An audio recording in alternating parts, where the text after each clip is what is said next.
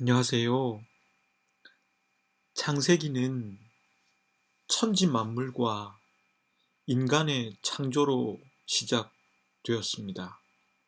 그리고 그 인간이 어떻게 신락원하게 되었는지, 그리고 신락원한 그 인간을 구원하시기 위해서 하나님께서 무엇을 하시는지, 그것이 기록된 책이 창세기라 할 수 있습니다. 하나님의 구원은 인간을 부르는 것으로 시작되어 하나님께서 주신 약속이 신실하게 이행되는 것을 실제적으로 경험한 인간이 하나님을 믿게 되는 이야기였습니다. 그 대표적 사람들이 바로 족장들이었습니다. 창세기 50장은 그 족장 중에서도 가장 많은 분량을 차지했던 대표적인 인물 야곱과 요셉의 죽음에 대해서 다루고 있습니다. 우선 창세기 50장의 스토리를 살펴보겠습니다. 침상에서 야곱은 죽음을 맞이합니다. 야곱의 장례식은 이집트의 문화가 반영되어 진행됩니다. 야곱의 시신은 이집트의 방식대로 미라로 처리됩니다. 그리고 온 이집트가 함께 애곡했습니다. 요셉은 바로에게 부탁하여 야곱을 가나안 땅에 안장할 수 있도록 합니다. 바로의 제가를 받아 장례 행렬은 이집트에서 가나안 땅으로 이어집니다. 그 장례 행렬에는 야곱의 자손들 뿐만 아니라 이집트의 원로들과 또 병거와 기병까지 동원됩니다. 그들은 가나안 땅에 도착해서 애곡하고 그 땅의 이름을 아벨 미스라임이라 했습니다. 그 뜻은 이집트인의 곡함이라는 뜻입니다. 야곱의 아들들은 야곱이 유언한 대로 야곱을 막벨라 굴에 안장했습니다. 그렇게 장례가 끝이 나고 그 장례 행렬은 이집트로 돌아옵니다. 형들은 다시 지난 과거의 죄의식에 사로잡히게 됩니다. 아버지 때문에 자신들을 용서했을지도 모를 요셉이 이제 자신들을 해하지 않을까 두려워한 것입니다. 그러나 요셉은 하나님께서 악을 선으로 바꾸셔서 많은 사람들의 생명을 구하기 위해서 이렇게 하신 것이라고 말하며 형들을 안심시켰습니다. 그리고 요셉도 110세까지 살면서 증손자까지 보게 됩니다. 그리고 그도 유언을 하게 됩니다. 그 유언의 내용은 후손들이 하나님께서 약속하신 그 약속의 땅에 이르게 될 것이라고 합니다. 그리고 하나님께서 반드시 그 자손들을 돌보아 주실 것이라고 합니다. 또한 자신의 해골을 메고 가나안 땅으로 올라오게 될 것이라 합니다. 요셉은 110세의 나이로 하나님의 부름을 받습니다. 야곱과 요셉의 마지막을 기록한 창세기 50장을 통해서 저는 세 가지의 생각을 해보고자 합니다. 첫째는 야곱의 장례식을 통해서입니다. 본문 1절부터 6절까지의 말씀은 다음과 같이 기록합니다. 요셉이 그의 아버지 얼굴에 굽으려 울며 입맞추고 그 수종 드는 의원에게 명하여 아버지의 몸을 향으로 처리하게 하매 의원이 이스라엘에게 그대로 하되 40일이 걸렸으니 향으로 처리하는 데는 이 날수가 걸림이며 애굽 사람들은 70일 동안 그를 위하여 곡하였더라. 곡하는 기간이 지남에 요셉이 바로의 궁에 말하여 이르되 내가 너희에게 은혜를 입었으면 원하건대 바로의 귀에 아뢰기를 우리 아버지가 나로 맹세하게 하여 이르되 내가 죽거든 가나안 땅에 내가 파놓은 묘실에 나를 장사하라 하였나니 나로 올라가서 아버지를 장사하게 하소서 내가 다시 오리이다 하라 하였더니 바로가 이르되 그가 네게 시킨 맹세대로 올라가서 네 아버지를 장사하라. 야곱의 장례식 절차를 보면 야곱의 장례식이 이집트의 문화를 따르고 있음을 알 수 있습니다. 이것은 몇 가지 이유에서 그렇다 할 수 있는데 첫째는 야곱의 시신을 이집트 의원이 향으로 처리했다는 것입니다. 이것은 당시 이집트에 성행했던 미라 문화를 반영하는 것입니다. 지난 방학 때 아이들을 데리고 국립중앙박물관에서 열린 이집트전을 관람했습니다. 그 박물관 견학을 통해서 저는 미라에 대해서 알게 되었습니다. 고대 이집트인들은 죽음이 끝이 아니라 새로운 시작이라 믿었습니다. 그래서 영혼뿐만 아니라 육체도 새로운 시작을 할 수 있다 생각했기에 시신을 부패하지 않은 상태로 보존하고 유지하는 기술이 발전했습니다. 그들은 여러 번의 시행착오 끝에 미라를 만들게 되었습니다. 이것은 일단 사람이 죽으면 썩기 쉬운 뇌와 장기들을 제거합니다. 그런데 심장만은 제거하지 않았습니다. 그것이 영혼의 중심이라 생각했기 때문이었습니다. 그리고 특별한 소금으로 부패를 막고 냄새를 제거하는 아마천으로 감쌌습니다. 실제로 지금 발굴되는 이집트 미라에서도 DNA를 추출할 수 있을 정도라고 하니 그 기술을 인정하지 않을 수 없습니다. 바로 이 미라의 문화가 야곱에게도 적용된 것입니다. 야곱에게 적용된 것이 진일보한 기술인지 아니면 초창기의 기술인지는 모르겠지만 분명한 것은 그 미라의 문화가 반영되었다라는 점입니다. 둘째는 이집트인들도 그 사람이 살아있을 때 영원히 안식하게 될 무덤을 만들어 두곤 했습니다. 그러한 문화가 있었기에 요셉은 바로에게 야곱을 가나안 땅에 마련된 막벨라 굴에 안장하게 해달라 요청할 수가 있었던 것입니다. 문화라고 하는 것은 그 영어 단어의 유래처럼 경작하다라는 말에서 나왔는데 그래서 문화라고 하는 것은 한 사회의 개인이나 집단이 자연을 변화시켜 물질적 혹은 정신적 그 과정의 산물이라고 말할 수 있습니다.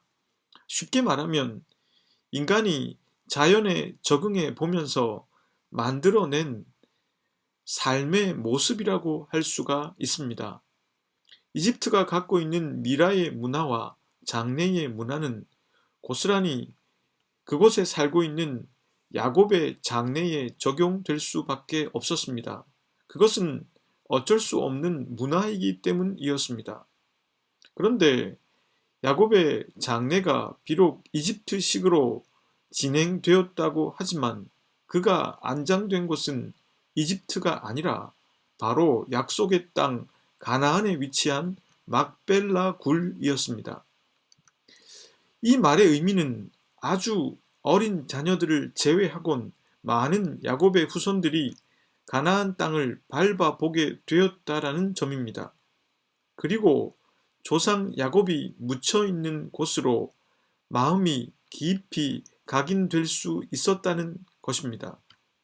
또한 어쩌면 이 장래의 행렬은 마치 출애굽 여정의 리허설이라고 할 수 있을지 모르겠습니다.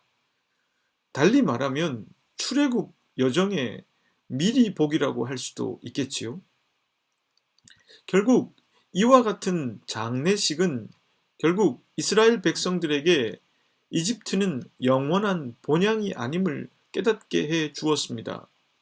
자신들의 조상들이 다 이곳 가나안 헤브론에 묻혀 있음을 알게 된 그들은 결국 어디가 자신들의 고향이라고 여겼겠습니까? 야곱이 죽어가면서 전하고 싶었던 메시지는 이제 그를 안장하기 위해서 가는 장례 행렬을 통해서 더욱 선명하게 구체화되고 있습니다. 자손들은 가나안 땅을 보았고 이집트의 장로들과 군사들도 가나안 땅을 보았습니다. 그리고 후에 야곱의 후손들은 자신들이 소망해야 할 땅이 어딘지 알게 되었습니다. 하나님께서 주실 땅을 보게 된 것입니다. 이렇게 야곱의 여정은 마무리되었습니다. 야곱은 태어날 때부터 경쟁을 했던 사람이었습니다. 그리고 그는 속이는 사람의 대명사였습니다. 그러나 지금 우리가 생각해 보고 있는 야곱의 죽음에서 보이는 그의 모습은 숭고하게 느껴집니다. 그의 이야기는 완전히 다른 이야기가 되었습니다. 중요한 것은 어떻게 시작하는가가 아니라 어떻게 마무리하는가 하는 점이라는 것을 깨닫게 됩니다.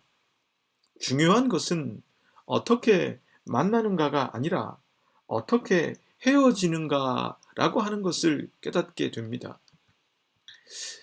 제가 섬겼던 교회에서 직접 들은 이야기입니다. 제가 섬긴 교회의 초대 목사님이었던 한경직 목사님께서 하나님의 부름을 받으시고 영락교회 장으로 장례식이 진행되는 것을 본 분들이 들려주신 증언이었습니다. 그 장례식에 참석을 하는 것만으로도 은혜가 되었다 했습니다. 왜냐하면 종교를 넘어서서 평생을 청빈과 겸손으로 살아가신 그분을 기억하고 추모하기 위해서 불교의 스님들도 가톨릭의 신부님들도 함께 참석하여 그분의 시신이 운구될 때 함께 했다 합니다. 그 광경을 지켜보던 사람들은 감동이 되지 않을 수 없었다 했습니다. 이것은 비단 많은 추모 행렬이 모였다는 것을 넘어서서 한 목사님의 삶이 던져주는 울림 때문이었을 것입니다. 야곱의 장례식도 이와 같이 그 장례식만으로도 전하여 주는 메시지가 있었던 것입니다. 둘째 생각은 야곱이 죽자 다시 죄의식 때문에 두려워하는 형들에 대해서입니다. 본문 15절에서 17절까지의 말씀입니다. 요셉의 형제들이 그들의 아버지가 죽었음을 보고 말하되 요셉이 혹시 우리를 미워하여 우리가 그에게 행한 모든 악을 다 갚지나 아니할까 하고 요셉에게 말을 전하여 이르되 당신의 아버지가 돌아가시기 전에 명령하여 이르시기를 너희는 이같이 요셉에게 이르라 네 형들이 네게 악을 행하였을지라도 이제 바라건대 그들의 허물과 죄를 용서하라 하셨나니 당신 아버지의 하나님의 종들인 우리 죄를 이제 용서하소서 하매 요셉이 그들이 그에게 하는 말을 들을 때에 울었더라. 야곱의 장례를 치르고 이집트로 다시 돌아온 형들은 과거의 죄의식에 사로잡히게 됩니다. 요셉이 자신들을 용서한 것은 아버지 때문인 일시적인 것이라고 생각하고 다시 그 과거에 얽매여 두려움에 사로잡히게 됩니다. 인간이 저지른 죄라고 하는 것이 얼마나 지속적으로 인간을 괴롭히는지 알게 해주는 대목입니다. 그것은 하나님께서 무엇을 하고 계신지를 알지 못하는 인간이 무엇에 사로잡혀 살아가게 되는지를 알게 해줍니다. 형들은 아직까지 과거에 얽매여 자유를 누리지 못하고 있는 것입니다. 요셉이 그런 형들로 인해서 눈물을 흘린 것은 자신이 한 용서는 형들보다 훨씬 크신 하나님으로 인해서 결국 악을 선으로 바꾸시는 배후에 계신 하나님으로 인해서 한 용서인데, 그것을 알지 못하고 아직까지 과거와 또 그 죄의식에 사로잡혀 있는 형들에 대한 안타까운 마음 때문이었을 것입니다. 본문 20절과 21절은 다음과 같이 말합니다. 당신들은 나를 해하려 하였으나 하나님은 그것을 선으로 바꾸사 오늘과 같이 많은 백성의 생명을 구원하게 하시려 하셨나니 당신들은 두려워하지 마소서. 내가 당신들과 당신들의 자녀를 기르리이다 하고 그들을 간곡한 말로 위로하였더라. 형들은 악을 계획했습니다. 그러나 하나님께서는 그 계획이 선으로 바뀔 수 있도록 일하셨습니다. 그들은 요셉을 제거하려고 계획을 세웠지만 하나님께서는 그것을 역이용하셔서 선으로 가는 계획을 세우셨습니다. 7년간의 가뭄으로 다 죽을지도 모르는 상황 속에서 하나님의 계획 안에서 형들과 이스라엘, 심지어 이집트와 주변 국가들까지도 생명을 얻게 되었습니다.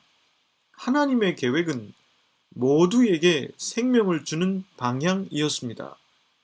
그것은 어느 쪽에서 봐도 좋은 선이었고, 그랬기에 이 일을 통해서 악을 계획했던 형들은 돌이키고 그 선이신 하나님께 돌아갈 기회를 얻게 되었습니다. 그런데 형들은 아직까지 배후에 계신 그 하나님을 믿지 못하기에 과거에 얽매여 죄의식에 사로잡혀 있는 것입니다. 인간은 끊임없이 계획을 세웁니다. 그 계획이 선할 때도 있고 악할 때도 있으며 그게 악인지 선인지 혼동될 때도 있습니다. 그런데 우리가 경험하게 되는 것은 그 계획이 어느 쪽이든 하나님께서는 당신의 계획을 위해서 그것을 선하게 사용하신다는 점입니다. 그분은 그렇게 당신 자신을 우리들에게 계시하십니다. 감히 인간이 그렇게 시나리오를 쓰거나 조작할 수 없는 신기한 그 길로 우리들을 이끌어 가십니다. 악인들의 계획은 결국 하나님 앞에서 꼼짝을 못하게 됩니다. 그리고 그들조차도 하나님을 경험할 수 있는 기회를 얻게 됩니다. 생명을 위한 하나님의 계획은 언제나 인간의 계획을 능가하며 승리합니다. 요셉은 그걸 알았기 때문에 스스로 재판관이 되려고 하지 않았습니다. 그는 제국의 총리로서 형들을 재판할 힘과 권력을 가졌지만 그는 과거에 얽매여 재판관이 되려 하지 않았습니다. 그것은 그가 자신의 배후에서 자신을 생명과 선으로 이끌어 오신 하나님을 경험했고 그 하나님을 직접 만났기 때문입니다. 그래서 그는 그 하나님께서 이끄시는 자연스러운 은혜의 리듬에 자신을 맡기고 있는 것입니다. 하나님을 제대로 알면 알수록 우리들은 불필요한 죄의식으로부터 해방됩니다. 그리고 그분이 이끄시는 선의 리듬에 나를 맡기게 됩니다.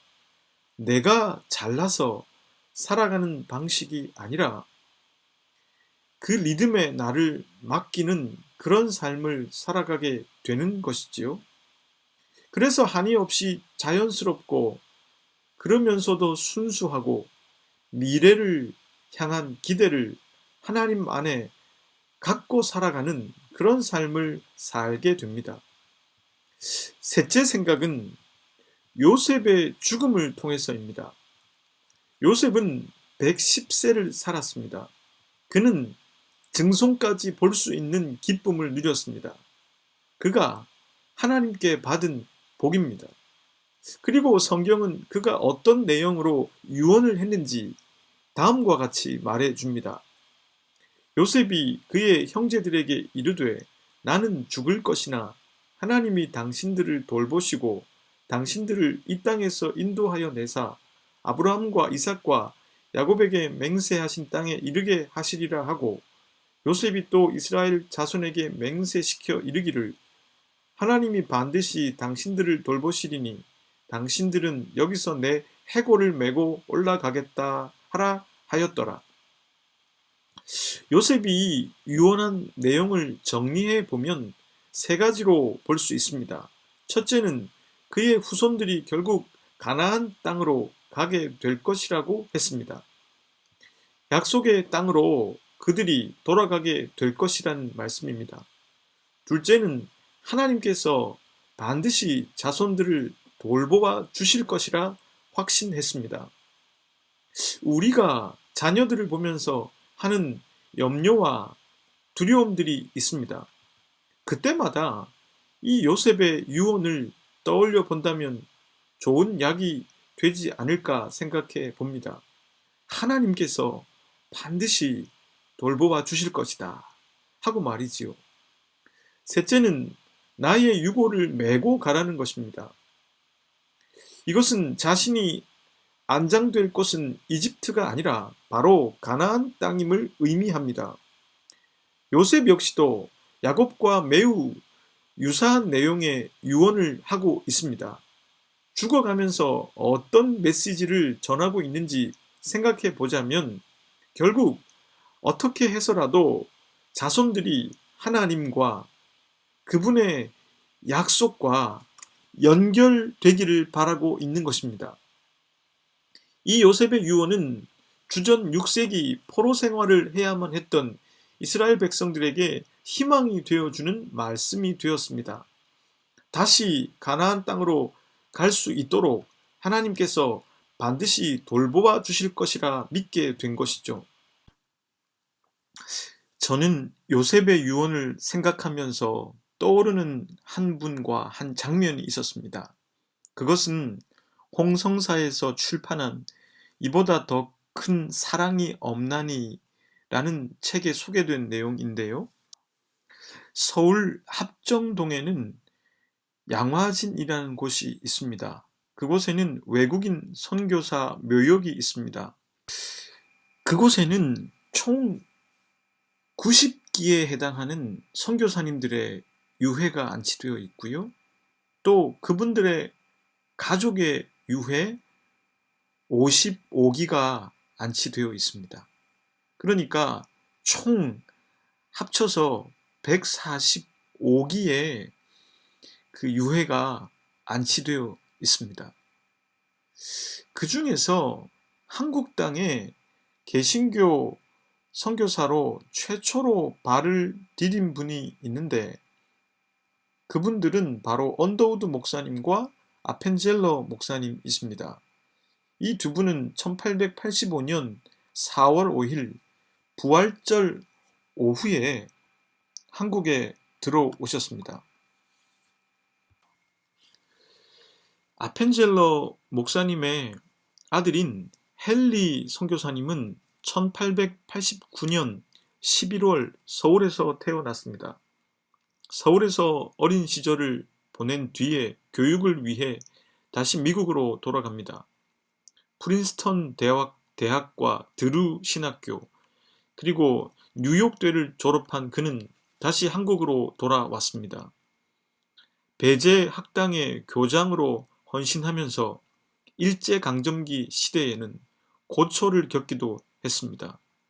1953년 과로로 인해 건강이 악화되어 미국으로 돌아가 치료를 받던 중 결국 회복하지 못하고 1953년 12월 1일 하나님의 부름을 받습니다. 그리고 임종 직전에 그는 다음과 같은 유언을 남겼습니다.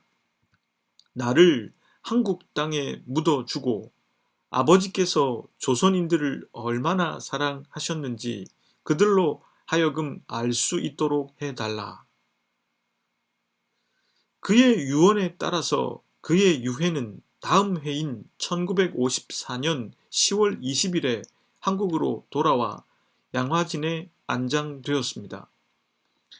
평생을 한국의 복음화를 위해 헌신했던 아버지 아펜젤러 목사님이 온갖 고생을 하는 것을 보며 자란 헨리 선교사님은 왜 굳이 한국으로 돌아와 평생을 한국의 교육 사업에 헌신했을까요? 그리고 그는 죽어가면서까지 왜 한국에 묻히고 싶어 했을까요? 그가 그 유언을 통해서 전하고 싶었던 메시지는 무엇일까요? 그것은 바로 하나님과 하나님의 약속이었을 것입니다. 어떻게든 한국에 일어나는 다음 세대들이, 그리고 한국에 선교사로 오는 다음 세대들이 하나님과 그분의 언약과 연결될 수 있도록 자신의 마지막 남은 시신마저도 메시지의 도구로 사용한 것입니다. 결국 야곱도 요셉도 그리고 헨리 선교사님도 같은 유언을 했던 것입니다. 어쩌면 우리가 할 유언도 크게 다르지 않을 것이라 생각됩니다. 바로 나의 사랑하는 자손들이 하나님과 그 하나님의 약속을 믿고 풍성한 복과 섭리 안에서 삶을 누릴 수 있도록 어떻게든 돕고 싶은 것이 우리의 마음이지 않겠습니까? 물론 그것은 그 유언을 하는 당사자가 그것을 인생 안에서 충만하게 경험했기 때문일 것입니다. 지난 1년여 시간 동안 우리들은 함께 창세기를 생각해 보았습니다. 하나님께서 천지 만물과 인간을 창조하시고 아브라함을 부르면서 시작된 이 이야기는 요셉의 죽음으로 끝맺음되고 있습니다. 창세기 안에서 하나님의 존재와 하나님의 약속은 아브라함과 이삭, 야곱, 요셉으로 이어지면서 더욱 선명해졌습니다.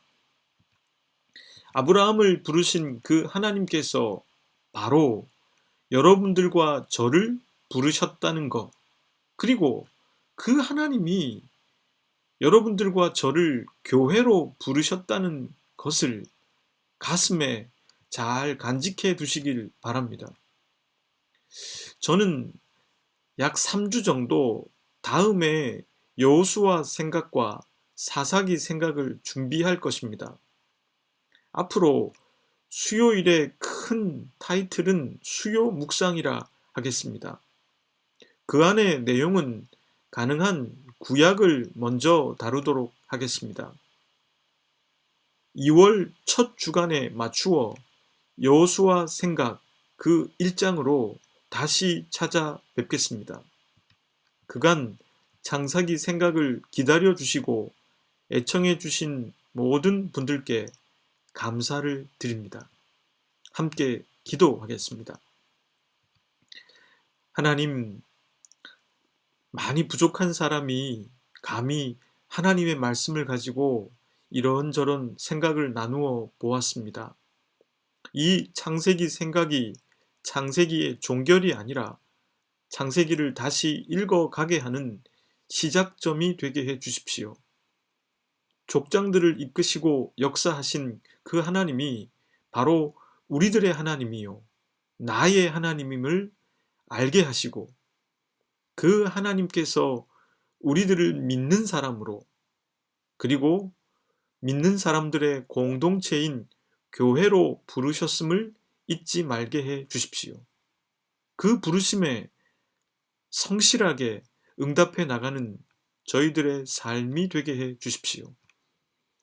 나의 잘남으로 살아가는 삶이 아니라 그저 하나님의 리듬을 따라서 자연스레 살아가는 삶이 되게 해 주십시오. 앞으로 여호수아 생각과 사사기 생각을 통해서 좋으신 하나님이 더 잘 드러날 수 있도록 도와주십시오. 예수 그리스도의 이름으로 기도드립니다. 아멘.